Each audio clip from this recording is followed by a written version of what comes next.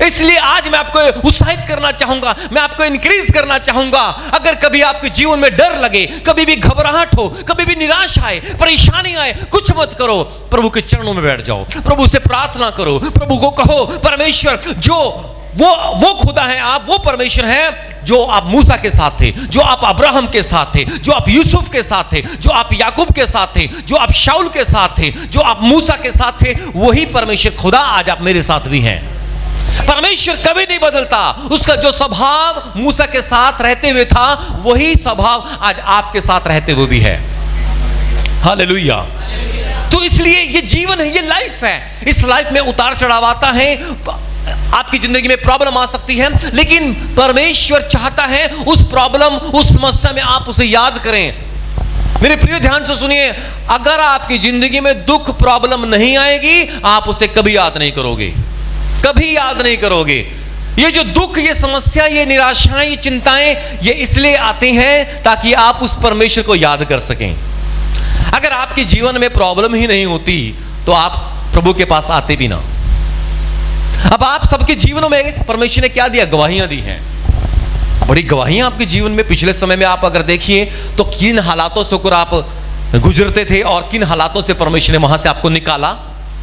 आप बीमार थे, है ना, आप बेड पर लेटे हुए थे, आप दवाइयां खाते थे, लेकिन क्या वो सिचुएशन आज है आपके जीवन में? नहीं। इसका मतलब परमेश्वर ने आपको वहां से निकाला, और जब परमेश्वर वहां से निकाल सकता है तो फिर आगे क्यों नहीं, आगे क्यों नहीं? भैया ये तो जिंदगी है, जब तक आप इसमें चलेंगे आपकी जिंदगी में प्रॉब्लम आती रहेगी, लेकिन परमेश्वर कह रहा उस प्रॉब्लम में मैं तुम्हारे साथ खड़ा हूं। अब इजराइलियों को परमेश्वर मिस्र की गुलामी से छुड़ाकर लेकर आ रहा था, और कहां लेकर जा रहा था? कनान देश में।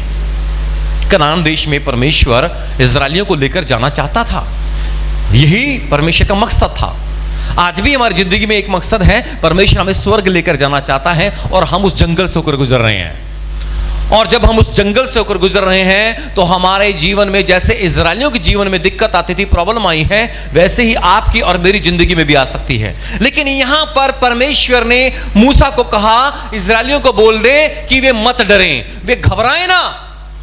और जब जब इजराइलियों के जीवनों में प्रॉब्लम आई, तब तब परमेश्वर ने उस प्रॉब्लम से इजराइलियों को निकाला। ये हम भूल क्यों जाते हैं? जानते हो हम क्यों भूलते हैं?